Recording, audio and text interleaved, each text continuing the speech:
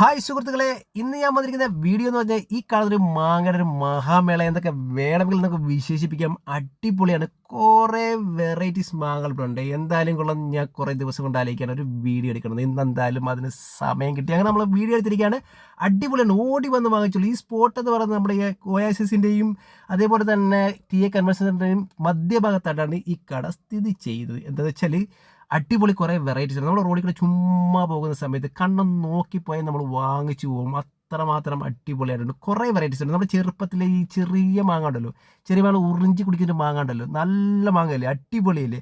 ആ മാങ്ങ അത് ചെറിയ മാങ്ങ ഉണ്ട് കേട്ടോ. സ്റ്റൈലാണ്, അടിപൊളിയാണ്, നല്ല സൂപ്പറാണ്.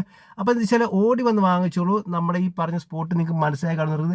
ഞാൻ നിങ്ങൾക്ക് ഒരു കാര്യം പറയട്ടെ, ഒരു കിലോയ്ക്ക് പെർ കിലോയ്ക്ക് 2 ലക്ഷത്തിന് മുകളിൽ വിലയുണ്ട് എന്ന് പറയുമ്പോൾ ഒരു മാങ്ങാണ്. അപ്പം മാങ്ങയും അതിൻ്റെ വിളവെടുപ്പും അതുമായിട്ട് ബന്ധപ്പെട്ട കാര്യങ്ങളൊക്കെ എന്തായിരിക്കും നമുക്ക് ചിന്തിക്കാനൊക്കത്തില്ല. എന്താ വെച്ചാൽ അതെന്തായിരിക്കും, ആരെങ്കിലും കഴിച്ചിട്ടുണ്ടെങ്കിൽ അതിൻ്റെ അഭിപ്രായം എന്തായിരിക്കും എന്ന് നമുക്ക് പറയാം. കാരണം നമ്മളെപ്പോഴും കാണുന്നൊരു മാങ്ങാണ്. അത്രയും വിലയുണ്ട് എന്ന് പറയുമ്പോൾ തന്നെ നമ്മളൊരു പക്ഷേ അങ്ങോട്ട് അക്സെപ്റ്റ് ചെയ്യില്ല. കാരണം അതിനെപ്പറ്റി അറിയാൻ മേത്തതുകൊണ്ട് ഞാൻ അക്സെപ്റ്റ് ചെയ്യത്തില്ല.